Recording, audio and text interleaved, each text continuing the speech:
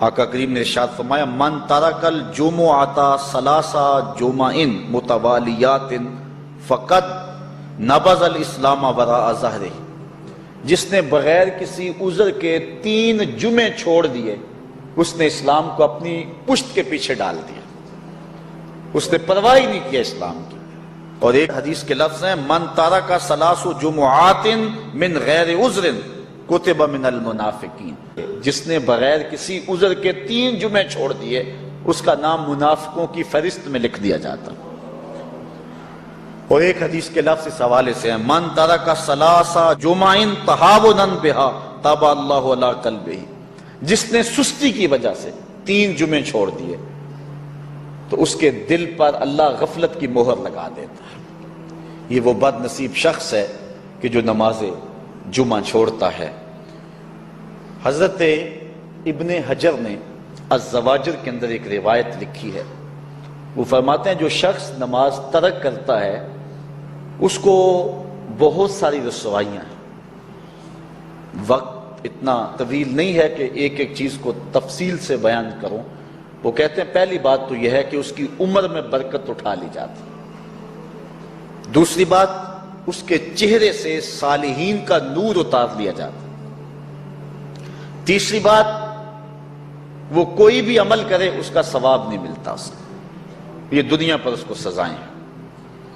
چوتھی سزا دنیا پر اس کو یہ ملتی ہے اس کی دعائیں قبول نہیں ہوتی، اور 5ویں سزا اس کے لیے یہ ہے کہ اس کے لیے جو نیک لوگ دعا کرتے ہیں ان دعاؤں کا حصہ اسے نہیں ملتا۔ مومن نیک سحری وقت اٹھ کے دعا مانگتے اللہ پوری امت پر کرم کر لے، تو یہ بھی امت میں شامل ہے، دعا اللہ والے کی تو قبول ہوئی لیکن اس کا حصہ نکال دیا گیا، اس کا حصہ نیک لوگوں کی دعاؤں سے نکال دیا گیا۔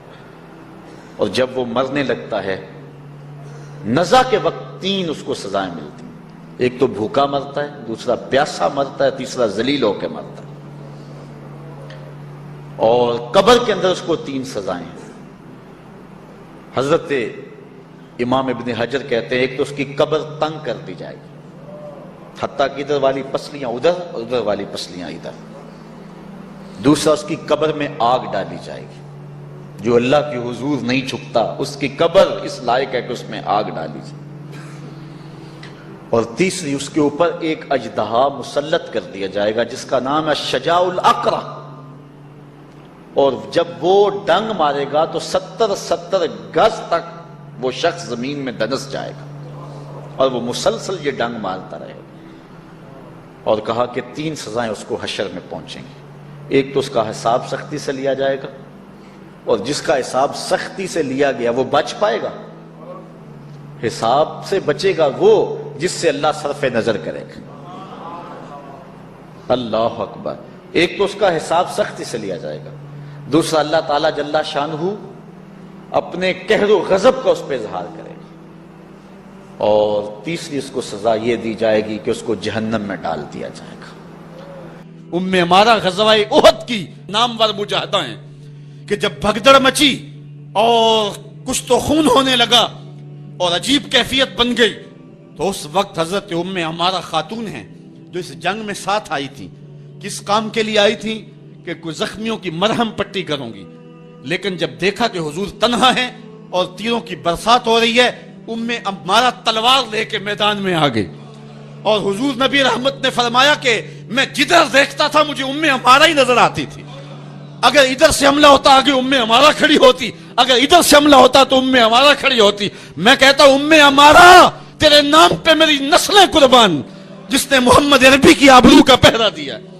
ایک منگول سردار عیسائی ہو گیا، اس نے ایک عیسائی پادری کو بلایا اور کہا کہ اپنے مذہب کی تبلیغ کر تاکہ کچھ لوگ اور بھی ہمارے ہم نوا ہو جائیں۔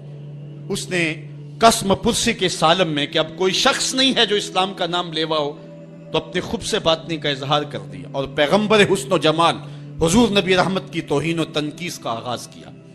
ابن حجر نے لکھا ہے کہ ایک کتا تھا جو خیمے کی چوب کے ساتھ بندھا ہوا تھا، جب اس نے توہین کا آغاز کیا تو اس نے بھونکنا شروع کر دیا۔ لوگوں نے کہا کہ یہ کتا تیری اس توہین کی وجہ سے بھونک رہا ہے۔ اس نے کہا نہیں ایسی کوئی بات نہیں، یہ کتا نسلی کتا ہے۔ واقعی وہ نسلی تھا۔ اور میرا ہاتھ کا اشارہ پا کے غیرت میں آ گیا ہے، کوئی ایسی بات نہیں ہے، اس نے پھر توہین کا آغاز کر دیا۔ تو ابن حجر نے لکھا ہے کہ اس کتے نے زنجیر تڑوا کر کے اس پادری کے گلے میں جا کے دانت گاڑ دیے اور چھوڑا تب جب اس کو واصل جہنم کر دیا۔ اس منظر کو دیکھ کے 70,000 اس فوج کے سپاہی اسلام کے دامن میں آ گئے۔